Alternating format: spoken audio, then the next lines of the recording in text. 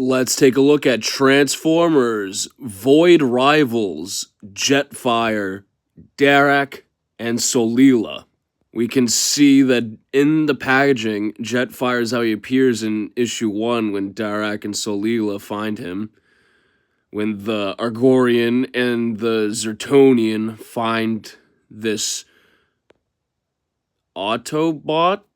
Jetfire really isn't an Autobot in Skybound because, spoiler alert, he doesn't really make it far enough to become one, I guess. I don't know. We know, you know what? Screw it. Spoilers.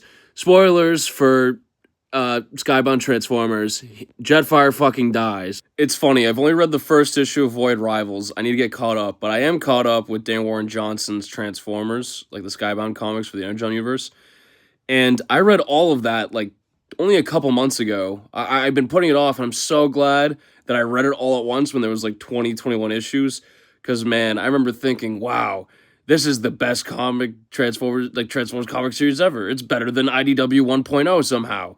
It's better than More Than Meets the Eye and Lost Light. How is that possible? But it is. And I was thinking, wow, if there were any Transformers comic I'd want to be turned to a show, it's this one. And then they announced that they're frigging doing that only like a week. I read the entire Transformers comics. Realizing when you slide this off the packaging, that's not just box art. That is an issue. Issue number 1 of Void Rivals. That rocks. Everything you get out of the box, you get Jetfire, his gun, 2 blast effects, and Darak and Solila attached to this neat little card thing. On the back, it sounds like Elites and Halo.